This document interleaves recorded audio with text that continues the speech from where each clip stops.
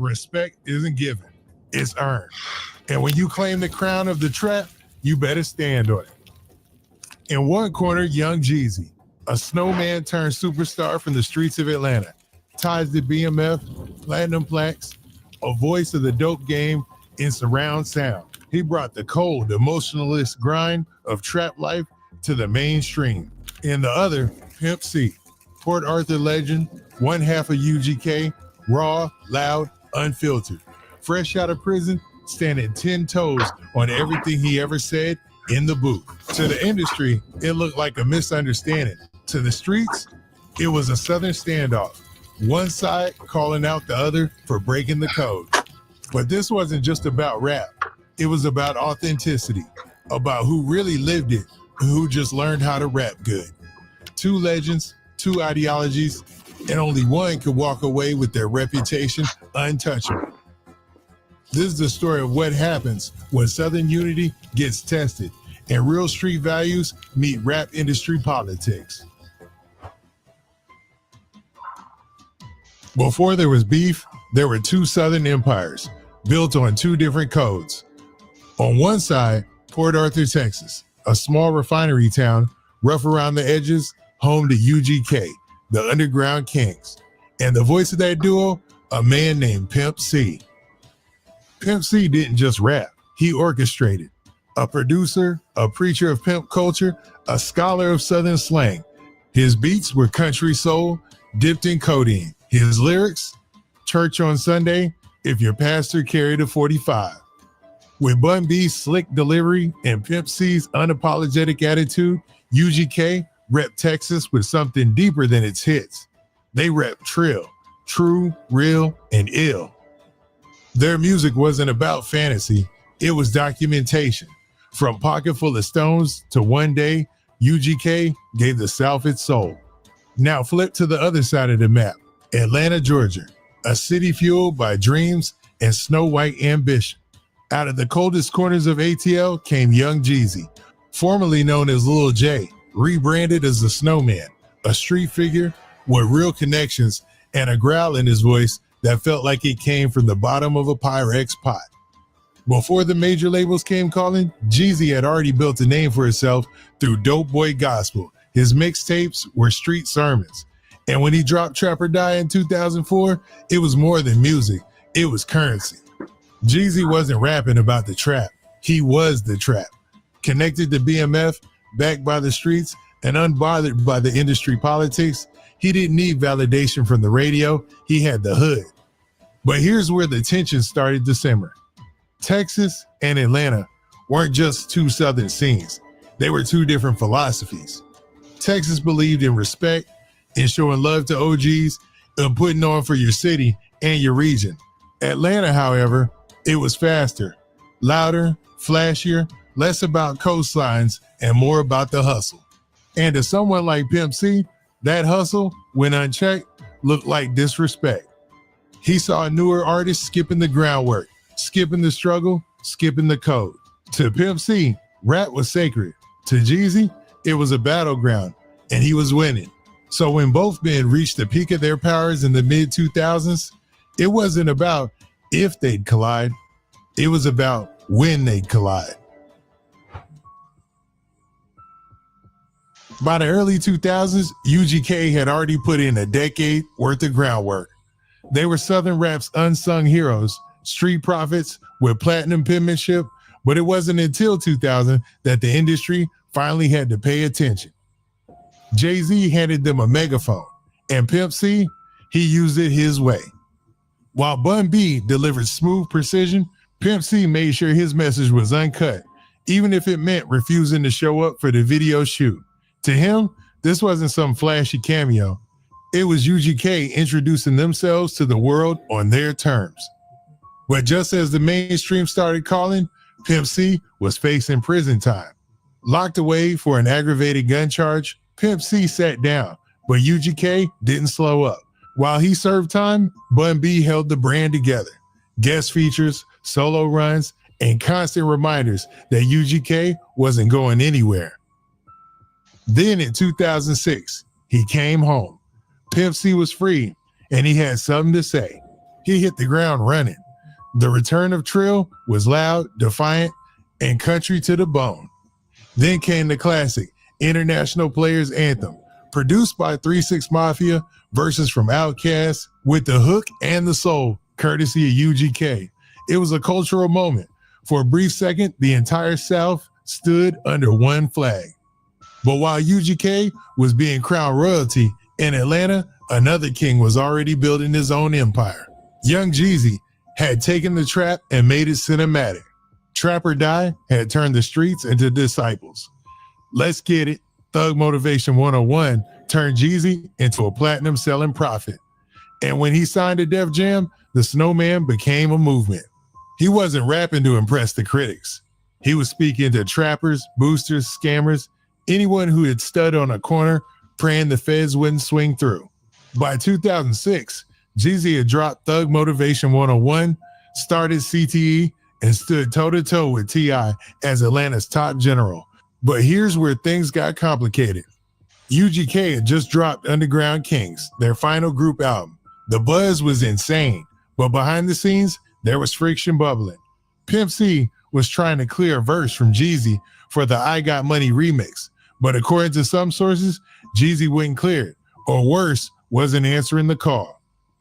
Now, to Jeezy, this might have been business, labels, timing, nothing personal. But to Pimp C, that was disrespect. You see, in Texas, when an OG reaches out, you answer the call. You show up, you salute. That's the code. To Pimp C, it wasn't just a missed feature. On the real, Jeezy ain't fake, but Pimp C just too real. Pimp C too real. It was symbolic of the New South. Too Hollywood, too cold, too disconnected. UGK was fighting to preserve the soul of the South. Jeezy was trying to turn into a global brand. 2 kings, 1 throne, and the spotlight wasn't big enough for the both of them. By the summer of 2007, Pimp C wasn't just making music. But at the same time, when you come up and you get it on your own, you like, I don't owe nobody nothing. And I don't owe you no excuse or no explanation. You know what I'm saying? He was making noise, loud, unapologetic, and directed at everyone he felt was lying to the culture. That line 17.5 had become the holy grail of trap authenticity. Young Jeezy made it a brand, but to Pimp C, it was cap. The problem, Pimp C didn't believe the math. He said so loud and clear. You ain't getting no bricks for 17.5 unless you working for the people. But this wasn't just about drug prices. It was about. And Pimp C know them prices. You know why? Because he from Texas, right where it's at. Integrity, credibility, and the line between the real and the fake in Southern rap. Behind the scenes, there was already friction. Bun B had reached out to Jeezy to clear his verse on the official remix of I Got Money, a record at the time that was major. But Jeezy reportedly never signed off. No callback, no verse, just silence. To Pimp C, it was disrespect, not just to UGK, but to Texas. It was a radio call that went viral in the South, and it stung. The Snowman's image had become a marketing empire, but Pimp C, he saw a contradiction. You rapping about the trap, but you living in gated communities. You talking about bricks, but you ain't touched the scale since high school. Pimp C wasn't just pressing one artist. He was questioning an entire movement. He accused Atlanta and much of the new Southern rap scene of being run by what he called studio gangsters. He challenged the regional favoritism in the industry and how Atlanta dominated.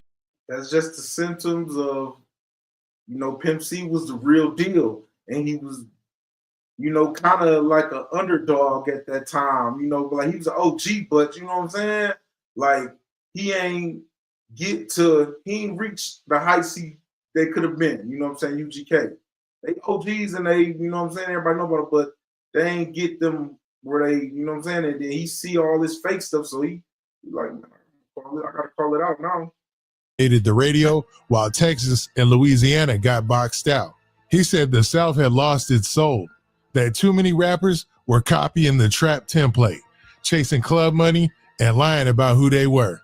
We was getting calls, big calls. People said, keep Pimp out of Atlanta. It's up. I told him that. He said, I ain't ducking no smoke. If it's pressure, let's apply it.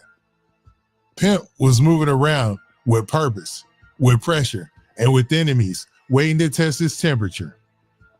August 2007, the Real Talk interview had just dropped. Pimp C was on the run, city to city, bar to bar, mic to mic, and nobody, not Jeezy, not Atlanta, not the industry, was safe from what he might say next. But when you speak the truth like that, especially in a world built on image, somebody's always going to want to shut you up. By fall 2007, Pimp C wasn't just talking. He was walking straight into enemy territory, into Atlanta, into the trap's capital, and he wasn't coming quiet. He had just dropped the now infamous Real Talk interview, called out fake trap rappers, called out Atlanta, called out the whole damn industry. And behind the scenes, the tension with Jeezy was leaking into the studio too. There was an unreleased version of Kanye West, Can't Tell Me Nothing, with a Pimp C verse so raw, it never saw the light of day. I'm on this track like white on rice. Mr. Potato Head trying to make me Christ. This is for the busters and the suckers and the fake drug dealers and the internet.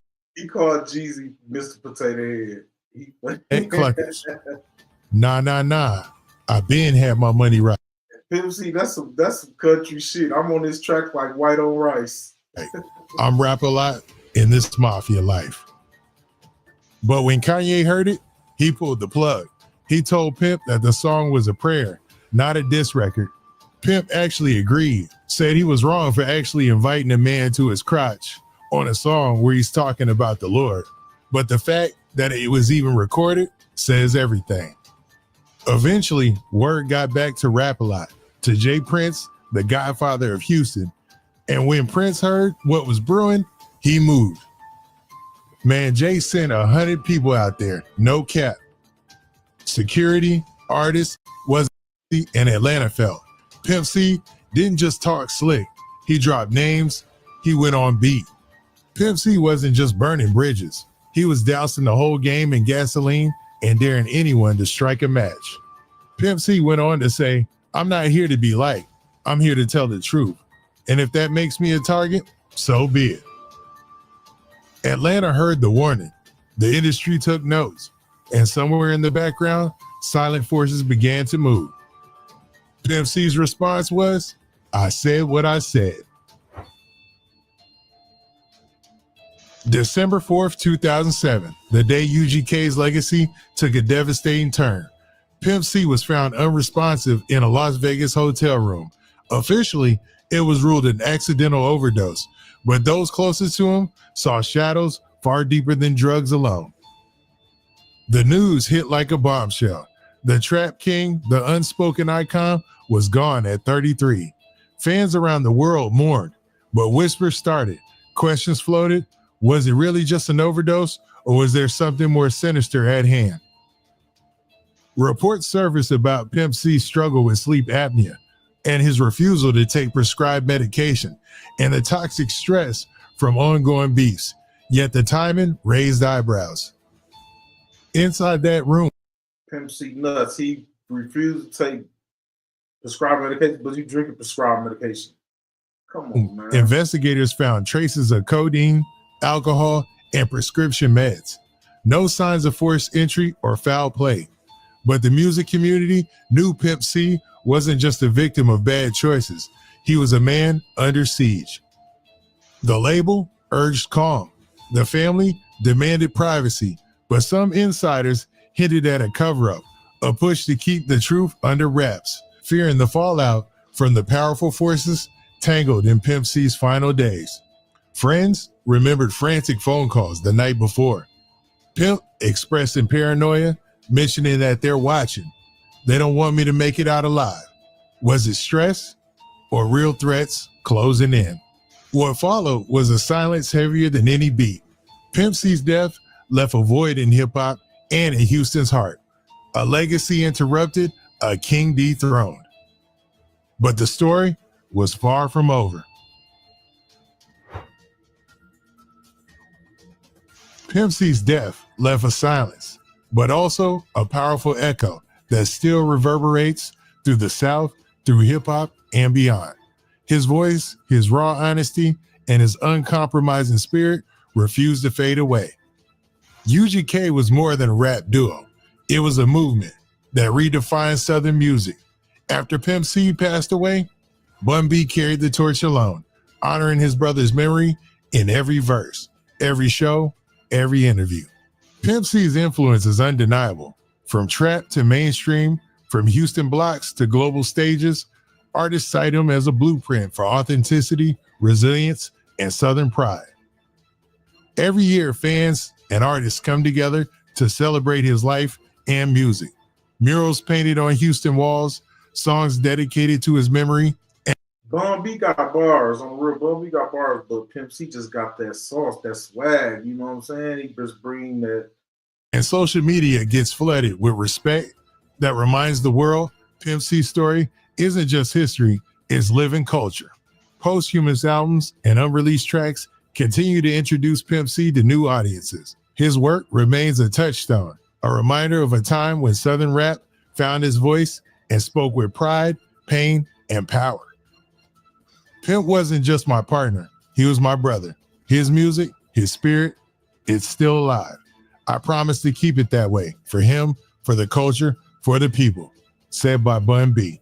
Pimp C's story is one of brilliance, struggle, and an unbreakable legacy. A king who fell too soon, but whose crown shines eternal. Years later, Jeezy will reflect on their fallout, saying it was never that deep, just two strong voices clashing in the heat of passion. No diss tracks, no blood spilled, just real talk between real men. In the end, the music outlived the moment. UGK and Jeezy both left marks that no beef could erase. Reminders that even in conflict, there's room for respect and room for greatness. Yeah, y'all think Pimp C was wrong? Leave y'all thoughts in the comments. Y'all think Pimp C was right?